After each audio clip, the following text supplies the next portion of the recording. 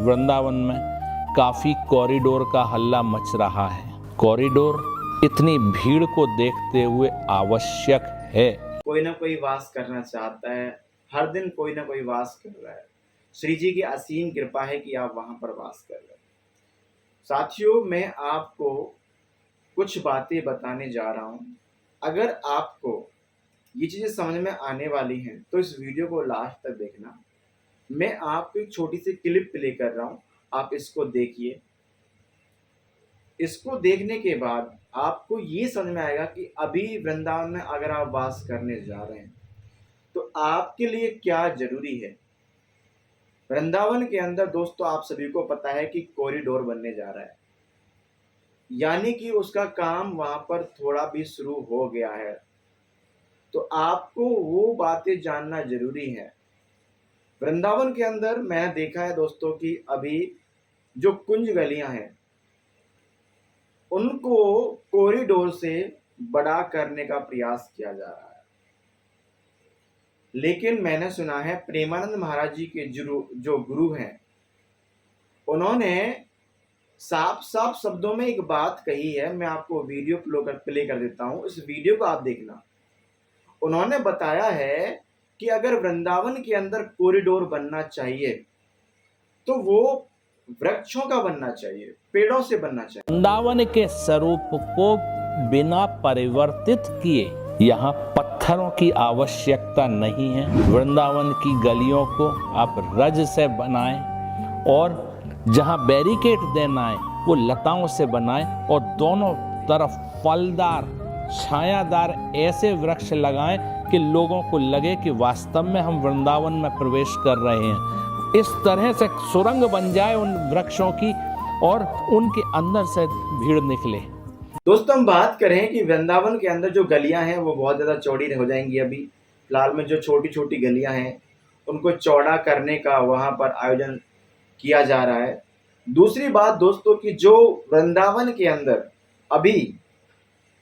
अभी फिलहाल में जैसे गोस्वामी जी हैं, किसी का स्वार्थ ही है उसमें और बिहार जी से कोई मतलब नहीं है। बिहार जी का सौंदर्यीकरण में कोई विरोध करता है तो वो नो समझ लो वो ठाकुर जी के काम में विरोधी है।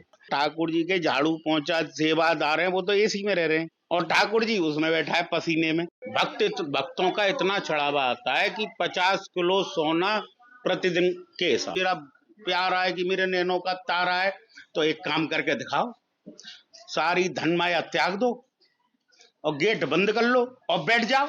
अधिकार को रो रहे, अधिकार छिड़ जाएंगे। मुझे बताओ कर्तव्य कौन करेगा आके? अधिकारों को क्यों रो रहे भैया, तुम ये बताओ। ये तो कहने की बात है। ठाकुर जी को तो आदमी गली अब फ्लैट हो गए वृंदावन में, जो हो गया कुंज गली तो कुछ नहीं है। कुंज गली जो है, दान गली मान गली, जो 5 गली वृंदावन में, उनको तो कोई जानता भी नहीं है। 2 एकड़ में तो ठाकुर जी का ही महल बनना चाहिए जिसमें आप वहां की व्यवस्था ठीक करना चाहते हो, आप वहां का बंदोबस्त सही करना चाहते हो तो वहां की दुकानों को ना हटाएं। उनका कहना ये है, क्योंकि अगर वहां के दुकानदार की दुकान हट जाएगी वहां से तो जाहिर सी बात है वो लोग रोड पे आ जाएंगे। और अभी आज के टाइम पे ऐसे लोग वहां पर आज के टाइम पे प्रचार कर रहे हैं, वो कहना चाहते हैं कि हमारी दुकानों को मत हटाइए, कॉरिडोर नहीं बनना चाहिए। बहुत तरह का विषय है। क्या खत्म हो जाएगा ये सब कुछ? क्या वहां दुकानें खत्म हो जाएंगी? क्या वहां का व्यापार खत्म हो जाएगा? क्या वहां से ठाकुर जी कहीं और चले जाएंगे? क्या वृंदावन के अंदर से ये सब कुछ खत्म हो जाएगा? आइए जानते हैं कैसे।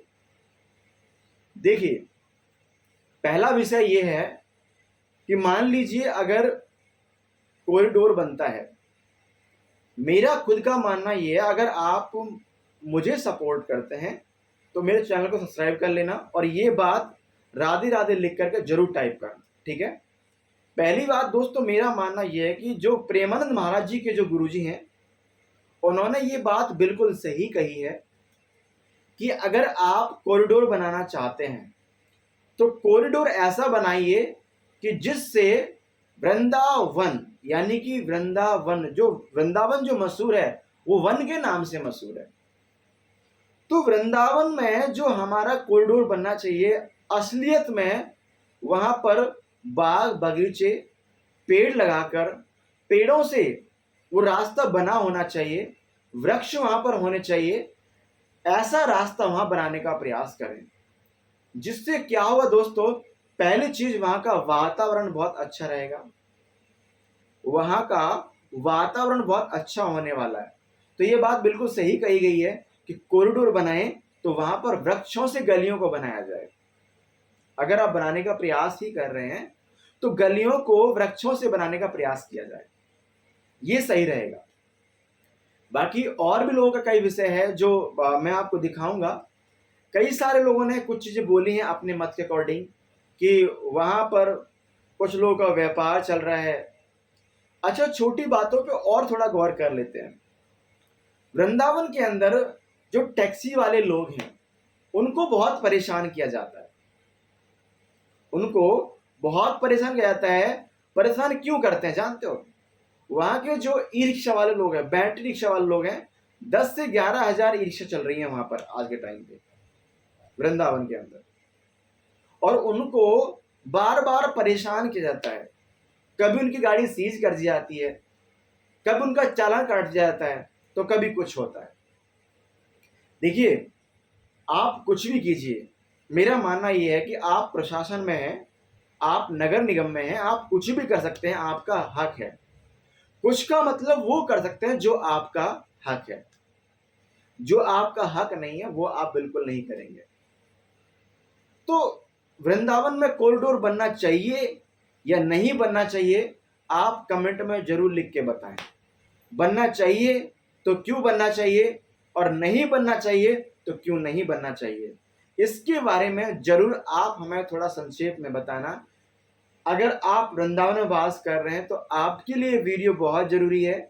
आप उन सभी दोस्तों को शेयर कर दें, अभी उन सभी साथियों को शेयर कर दें जो वृंदावन में वास करने का सोच रहे हैं या फिर वृंदावन में अपना व्यापार लेकर बैठे हैं, उनके लिए ये वीडियो बहुत जरूरी है।